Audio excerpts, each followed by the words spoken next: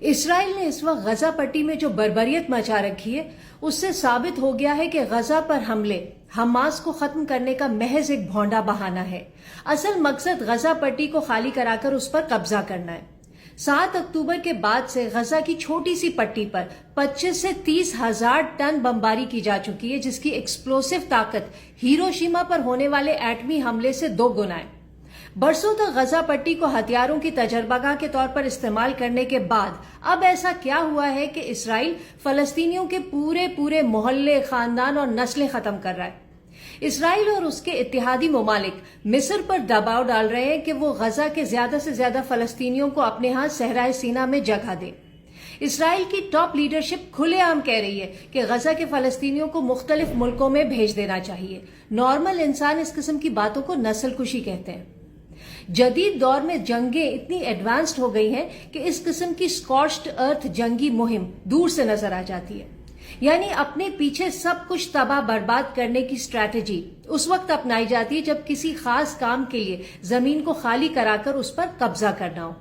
کہتے ہیں کہ جب کسی جنگ کا محرک جاننا ہو تو فالو دا منی۔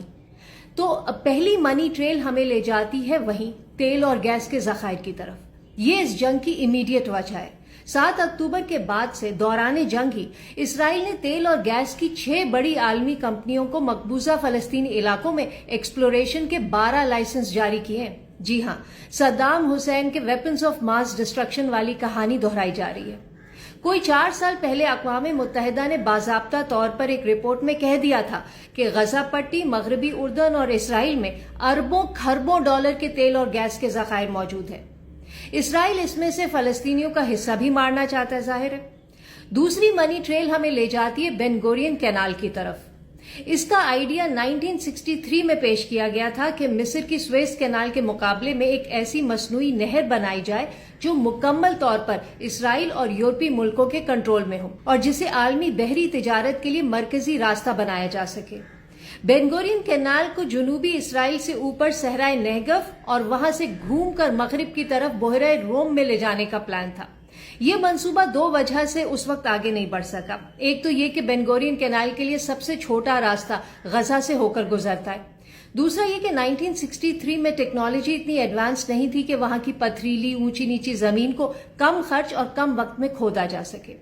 اب جبکہ مقبوضہ فلسطینی علاقوں میں تیل اور گیس کے ذخائر کی تلاش کا کام شروع ہونا ہے تو اسرائیل نے وہی کیا جو اس نے امریکہ سے سیکھا ہے کہ کسی مسلح گروپ کو اکسایا جائے، جب وہ گروپ مسلح انداز میں ریئیکٹ کرے تو اسی کو بہانہ بنا کر حملہ کیا جائے۔ اسی لیے دیکھا نا، ابھی اسرائیل نے غزہ پر حملے شروع ہی کیے تھے کہ امریکہ نے بحیرہ روم میں اپنے ایک نہیں 2 جنگی بحری بیڑے لا کر کھڑے کر دیے۔ بین گورین کینال کا منصوبہ بہت لانگ ٹرم ہے۔ اسے بنانے میں خرچہ ہوگا کم از کم بھی کوئی 55 ارب ڈالر۔ کئی سال لگ جائیں گے اور منافع شروع ہونے میں اس سے بھی زیادہ ٹائم لگے گا۔ لیکن الٹیمیٹلی اس کینال سے اسرائیل اور مغربی ملکوں کا مشرق وسطی میں سیاسی اور فوجی انفلوئنس بہت بڑھ جائے گا۔ بین گورین کینال کی تعمیر کے لیے لازمی ہے کہ غزہ پٹی پر اسرائیل کا مکمل کنٹرول ہو، کیونکہ اگر اس کینال کو غزہ کے اوپر سے نکالا گیا تو راستہ لمبا اور خرچہ بہت زیادہ ہوگا، سیکیورٹی رسک الگ ہوگا۔